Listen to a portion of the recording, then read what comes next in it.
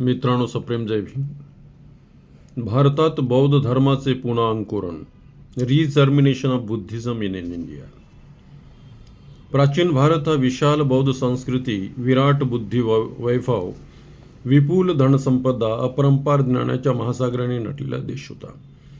भगवान बुद्धांनी भारतभर भ्रमण करून आपल्या अफाट ज्ञान साधनेने येथील जनतेला अधिक प्रभावित केले होते.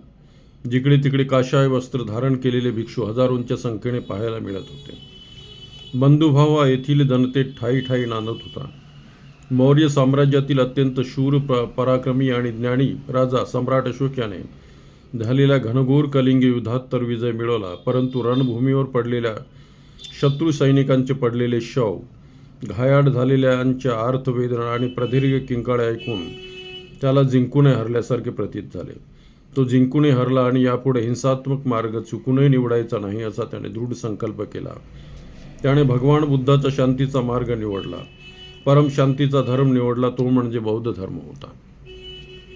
त्याने या धर्माचा प्रसार करण्यासाठी ठिकठिकाणी अधिकारी नियुक्त केले. पुरुषांना हा धर्म शिकवण्यासाठी त्यांनी धर्म महामात्रा यांची निवड केली, तर महिलांना शिकवण्यासाठी धर्म महामात्रा यांची नियुक्ती केली. अशा तऱ्हेने हा धर्म संपूर्ण जम्बूद्वीपात आपले बळकट आणि मजबूत स्थान निर्माण करण्यास सहाय्यक ठरला. समतेवर आधारित हा धर्म पाहता पाहता संपूर्ण भारतभर पसरला. एवढेच नाही तर त्याने मुलगी संघमित्रा आणि मुलगा मिलिंद यांना या धर्माच्या प्रचार आणि प्रसारासाठी शेजारील राष्ट्र श्रीलंकेला पाठवले. भगवान बुद्धाच्या चरणस्पर्शाने जी जी भूमी पुनीत झाली त्या त्या ठिकाणी सम्राट अशोकाने भेट दिली आणि तेथे त्यांनी विशाल आणि वैभवशाली विहारांची निर्मिती केली.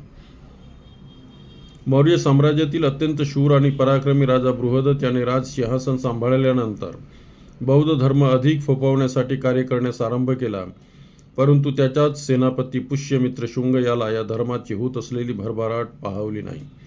तो दुष्ट ब्राह्मण होता. त्याला ब्राह्मणी वर्चस्वाचे साम्राज्य स्थापन करायचे होते. या निष्ठुर महत्वाकांक्षेपोटी त्याने फार मोठा षडयंत्र बृहदत्त याच्या विरोधात रचला आणि एके दिवशी संधी चालून येताच त्याने मोठ्या निर्ममतेने राजा बृहदत्त याचा शिरच्छेद केला. त्याची निर्घृण हत्या करून तो स्वयं घोषित राजा झाला. त्याने ब्राह्मणशाही या देशात प्रस्थापित करण्यासाठी बौद्ध भिक्षूंच्या नरसंहार करायला सुरुवात केली.